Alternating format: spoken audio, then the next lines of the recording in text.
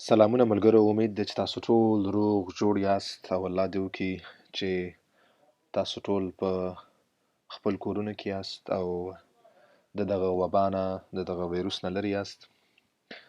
الله دې وکړي چې دغه حالت زر تر زره خپل نورمال حالت ته راستون شي.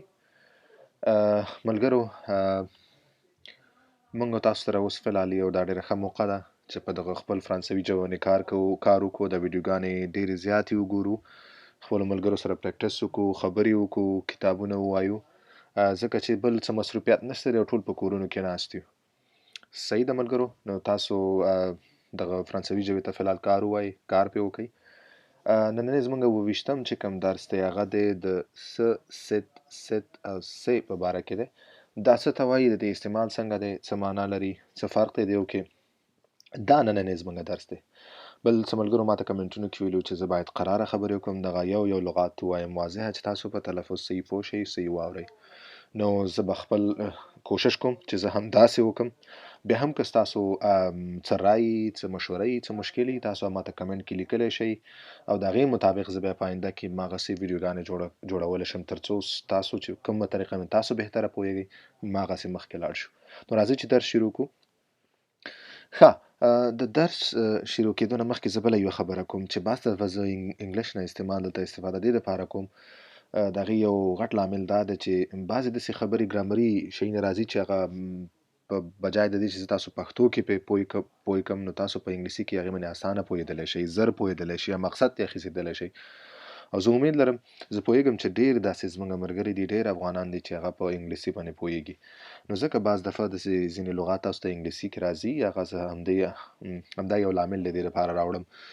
لکه څنګه چې تاسو په انګلیسي کې تاسو ته معلومه ده this that these those، لکه this یو شي دپاره او نږدې دپاره استعمالیږي، that یو شي دپاره او لرې دپاره، these نږدې دپاره او ډېرو دپاره، those نږدې لرې او ډېرو دپاره دی.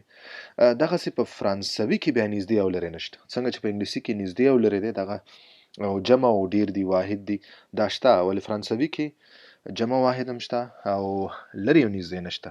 خو بیا فرانسوي کې بل یو شی دی چې ډېر مهمه خبره ده. ما پخواني ویډیوګانو کې هم دا خبره تکراري کړې وه چې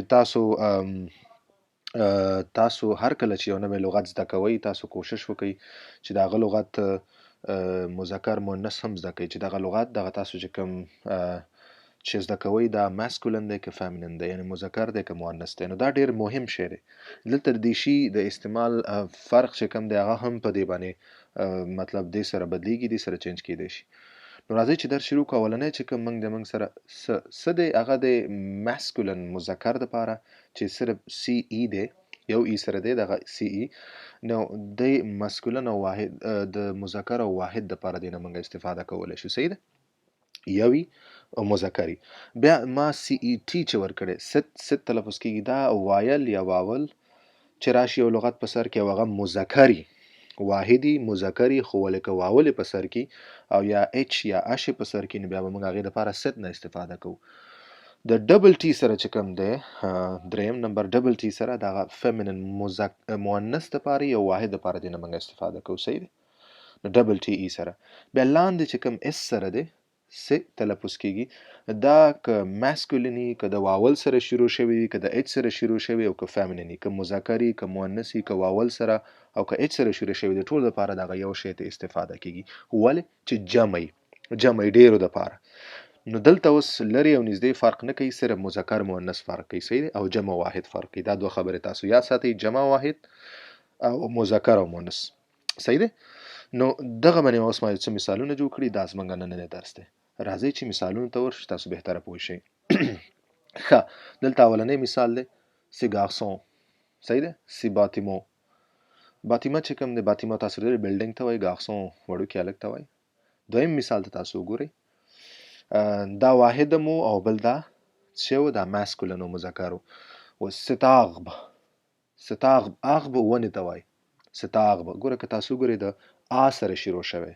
صحیح دی، ای چې کوم دی وایل یا واول دی، نو ځکه دلته موږ ست راوړی. دویم که تاسو ګورئ ستم، دا اوس هم سړي ته وایي، کس ته وایي، نو دا مذکر هم دی او واحد هم دی، نو ځکه او اچ سره شروع شوی دی، نو ځکه موږ ست راوړی، ستام تلفظ کېږي.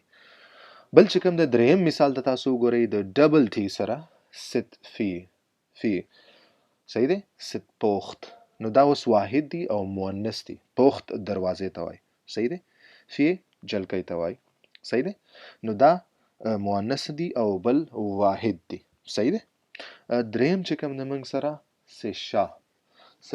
شا تاسو کو دغه لغت ته هم وګورئ اس ور سره شته جمع دی یعنی پیشوګانې کیټس پیشوګان ته وایي نو ځکه هغه لغت سره هم اس راغلی ځکه موږ سی راوړی سی فلوغ فلاورز یا ګلانو ته وایي نو اس هم ورسره اخیر راغلی نو دا څه لغاتو سره څه مثالونه وو صحیح دی زه بیا تکراروم ce garçon ce bâtiment cet arbre cet homme cette fille cette porte ce chat ce fleur صحیح دی اوس ما جملې هم جوړې کړي جملو سره مې راوړي دي نو تاسو دغه یو څلور مثال دلته جمله کې هم وګورئ چې نور هم تاسو پوه شئ او پریکټس هم وشي او دقیق د دې په استعمال باندې پوه شئ لکه ما استعمال کړی ce garçon est intelligent یعنی دغه هلک چې کوم دی دا لایق دی با استعداده دی صحیح دی دویم مثال cet homme est beau ښایسته ته وایي دغه سړی چې کوم دی هغه ښایسته دی cette voiture est neuve وای دغه موټر چې کوم دی نوی دی je vais acheter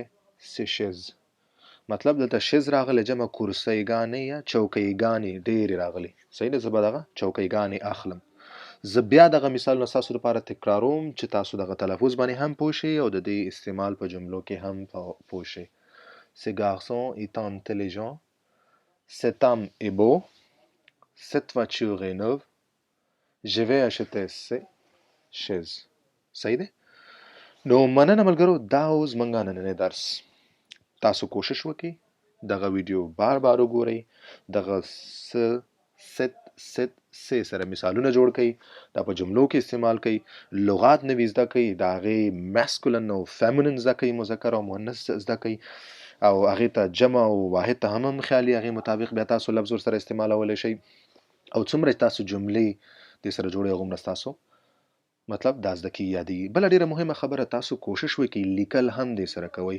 کتابچې ځان له پیدا کړئ کتابچې واخلئ دا لیکئ هم ځان سره چې تاسو لیکلو سره هم زده کیږي څومره چې تاسو دا لیکئ هغومره ستاسو سپیلنګ زده کیږي هغومره ستاسو پریکټس زده کیږي هغومره تاسو په دې باندې نور هم پوهیږئ بیا درنه بالکل نه هېرېږي صحیح دی او ملګرو بل بیا دغه وایم دغه خبره ستاسو یادښت دپاره چې دغه ډېر ښه وخت دی موږ سره پوره وخت شته ټول فارغئ ټول کار نشته دی بل چېرته نه ځو په کور کې نو دغه قرنطین وخت نه باید فایده دی په ځای والو خپله ژبې باندې کار وکړو او ژبه زده کړو که هر څه مشکل و ملګرو څه مشوره هم غوښتل نو تاسو ماله په کمنټ کې پرېښودل